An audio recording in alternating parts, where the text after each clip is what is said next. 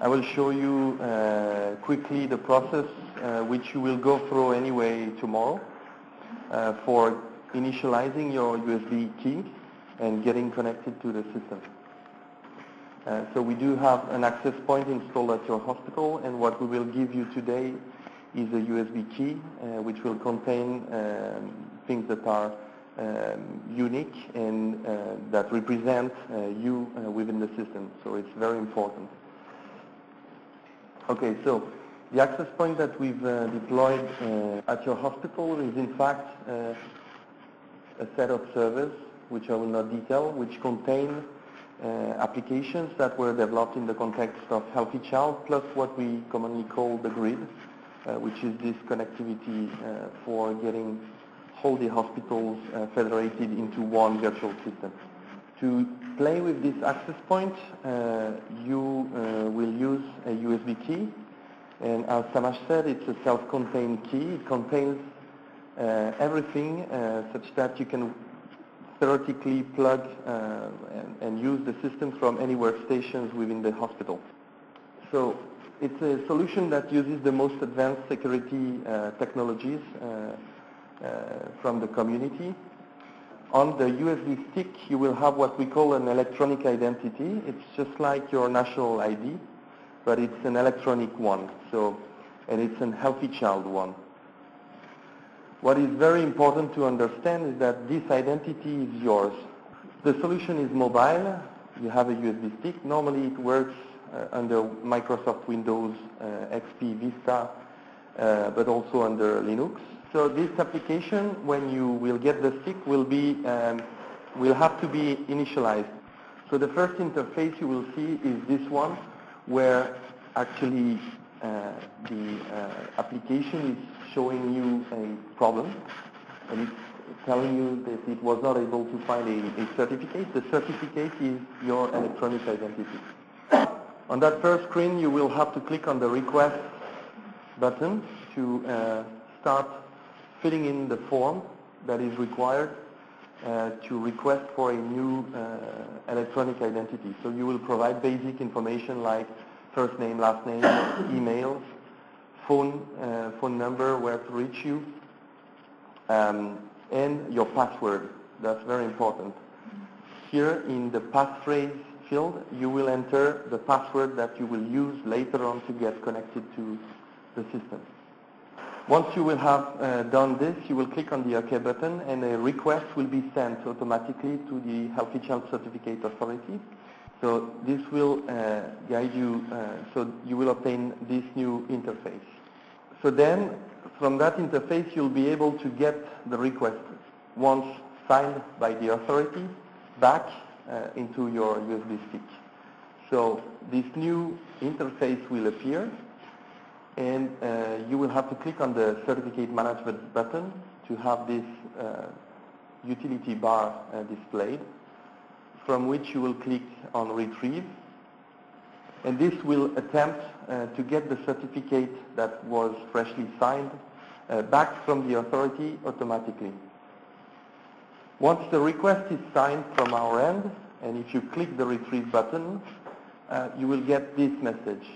The certificate will be successfully downloaded from the authority and placed within your USB stick.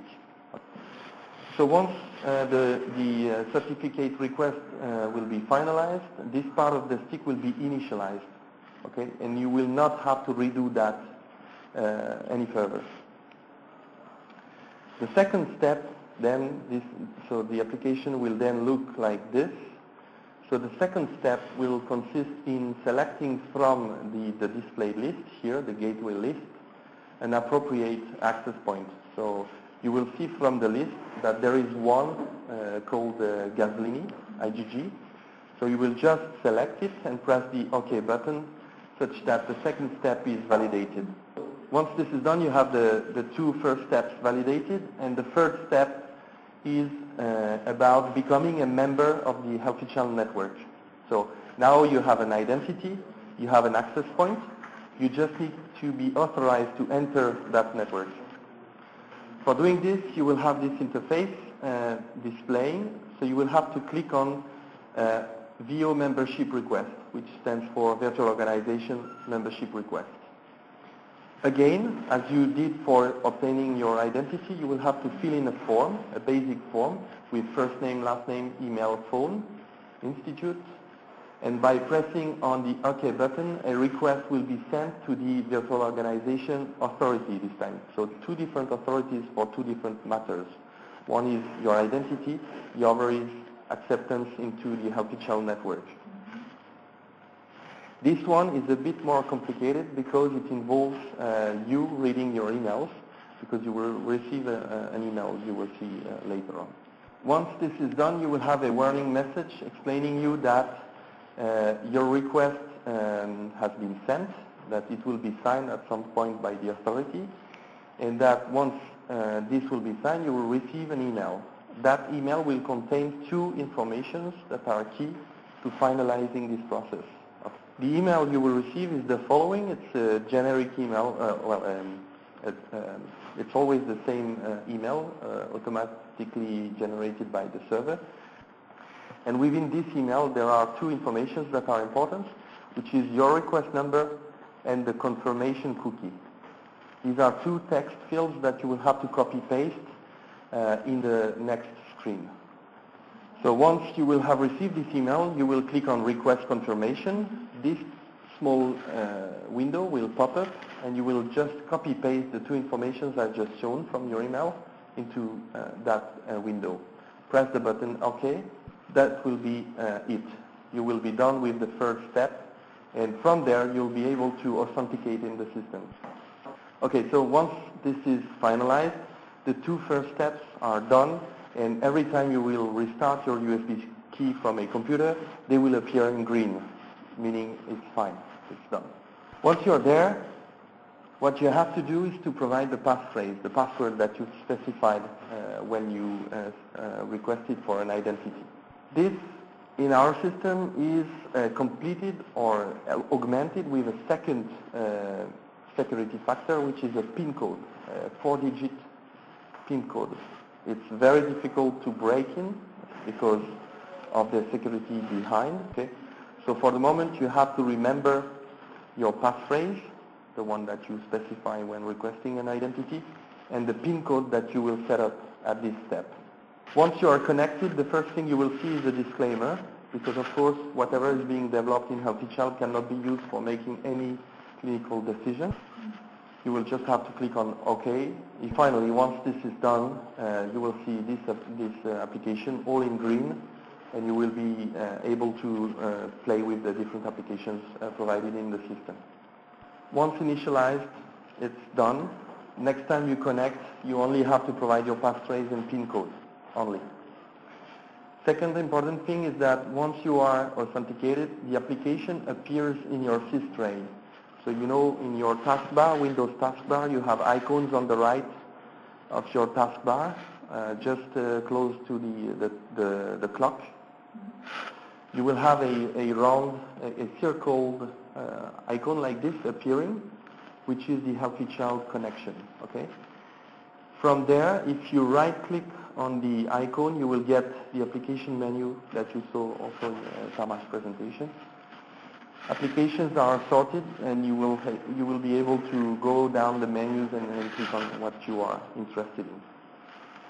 To exit the system, you right-click on this icon, and you click on Quit. When you do this, it shuts down your Healthy Child session, so you are no more connected, but it doesn't unmount your USB stick. Quit the Healthy Child by getting down to this menu and then unmount the stick properly as you would do under Windows. Last but not least, it's very important, as I said, you have an electronic identity. This guarantees your real identity in the system. If you lose your key or it is stolen by somebody, immediately send us an email at this address, which is the Healthy Child Certificate Authority. If you have lost your password or PIN code, same thing, contact us. If you have a problem with your key, contact us. And 3 final warnings. Your electronic identity is very important and personal. So try please to avoid sharing the stick and giving your credentials to somebody else. Exiting the Healthy Child application does not mean unmounting the stick. Please unmount the stick from the Windows menu. And last but not least, your computer clock, the time you see on your computer, must be up to date. Why? Because whenever you interact with the access point, you have to, both endpoints have to have the same time.